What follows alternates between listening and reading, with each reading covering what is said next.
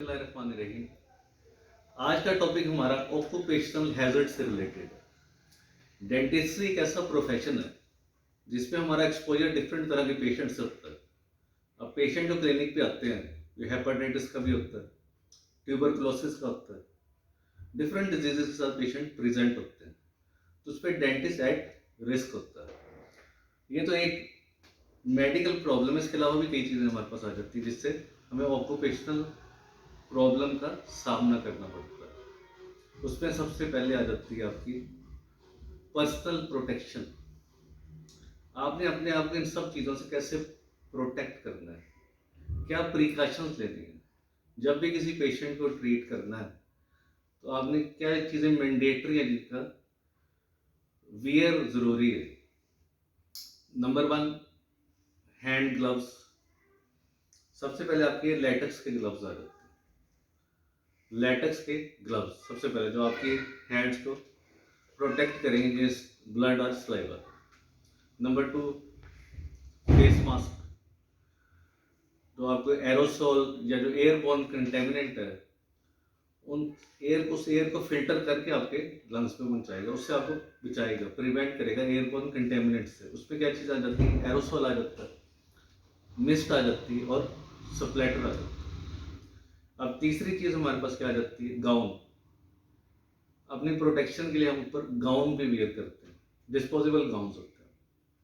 इसके अलावा आई वियर्स आ जाते हैं। आई इंजरी से बचने के लिए आप एक सिंपल प्रोसीजर कर रहे हैं, एक पेशेंट के दांत की फिलिंग को आप रिमूव कर रहे हैं, तो फिलिंग का ही कोई स्मॉल पीस, कोई शार्प पीस जो आपकी आई में लगेगा, उससे आपकी आई को क्या होगा, इंजर्ड हो जाएगी।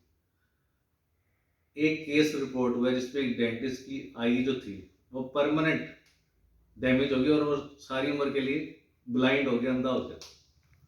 तो इतनी सी केयर कर लेना बेहतर है जो लॉन्ग टर्म आपकी इंजरी से बचने के लिए। तो आई वियर या गोगल्स भी कहते हैं, उसका इस्तेमाल भी जरूरी है। अब ये 3 चीज़ होगी, सबसे पहले ग्लव्स, मास्क, आई वियर और फोर्थ क्या आ जाता है, गाउन। इसके अलावा जब हम कोई प्रोसीजर करते हैं तो यूजुअली 90% केसेस में एनेस्थीसिया की जरूरत होती है और लोकल एनेस्थीसिया ज़्यादातर यूज होता है डेंटिस्ट्री के अंदर। उसके लिए हमें ये नीडल यूज करनी पड़ती है, एक शार्प ऑब्जेक्ट है नीडल। अब नीडल इंजरी का भी चांस होता है आपको, इसलिए अब नीडल को जब ओपन करना है या वापस रखना है तो इसे 1 स्कूप मेथड के जरिए करना है, 1 स्कूप मेथड, ताकि आपकी हैंड इंजरी ना हो। इसके अलावा जब इसे डिस्पोज ऑफ भी करना है तो प्रॉपर तरीके से करना है ताकि आपको कोई इंजरी ना हो। इसके बाद हमारे पास आ जाता है मरकरी। मरकरी एक टॉक्सिक चीज है, एनवायरमेंटल हैजर्ड्स बहुत ज्यादा है मरकरी। मरकरी को हर लेवल पे जब आपने इसकी मिक्सिंग कर दी है तो इसकी रेशियो एम्स टेक्निक के लिहाज से अलाय और मरकरी की 1:1 लेनी है। फिर जब इसे मिक्स करना है उसके बाद स्क्वीज करना होता है मलगम को, ताकि मैक्सिमम मरकरी आपका रिमूव हो जाए।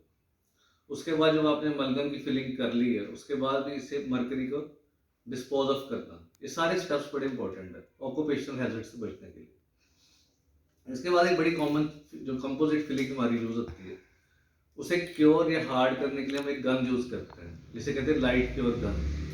अभी नजर आ रही है, इसकी ब्लू लाइट होती है। ये ब्लू लाइट रेटिना के लिए डेंजरस है, रेटिना को आपकी आई की डैमेज करती है।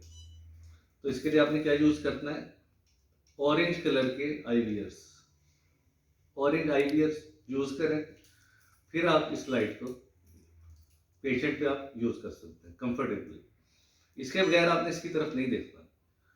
कुछ केसेस में लाइट के ऊपर ही ऑरेंज कलर का फिल्टर लगा होता है, लेकिन अगर ये नहीं है तो आपने ये ऑरेंज कलर का आई वियर यूज करना है ताकि इससे आपकी आईज को प्रोटेक्शन मिले। तो ये सारी चीजें, तो सबसे पहले पर्सनल प्रोटेक्शन वियर का हमने जिक्र किया, जो ग्लव्स आ जाता है, मास्क आ जाता है, आई वियर आ जाता है और गाउन आ जाता है। उसके बाद मरकरी, इसे कैसे डिस्पोज ऑफ करना है, फिर नीडल्स या शार्प ऑब्जेक्ट्स जो होते हैं तो उन्हें कैसे करना है, और एंड में हमारी लाइट और गन, जिसे हेलोजन लाइट होती है जिससे आपकी रेटिना को डैमेज होता है, उससे कैसे आपने अपने आप को प्रिवेंट करना है। तो इन सब चीज़ों का एक डेंटल ऑफिस के अंदर इन सब चीज़ों से बचना बहुत जरूरी है। और सबसे अहम जो चीज़ है वैक्सीनेशन है। कुछ बीमारियों की वैक्सीनेशन मैंडेटरी हो जाती है, जैसे हेपेटाइटिस बी की वैक्सीनेशन आपको लाजमी करनी चाहिए, MMR है, मीजल्स, मम्स, रूबेला, इन्फ्लुएंजा की वैक्सीनेशन है, ये वैक्सीनेशन हमें ज़रूरी करानी चाहिए। दूसरा, आपका एनवायरनमेंट भी सही होना चाहिए। अगर एक ट्यूबरकुलोसिस का पेशेंट आ गया है और आपका क्लिनिक ऐसा है उस पर कोई एग्जॉस्ट सिस्टम नहीं है, वेंटिलेशन प्रॉपर नहीं है, तो उसका भी नुकसान होगा। उसके लिए वेंटिलेशन बहुत प्रॉपर चाहिए होती है। Thank you.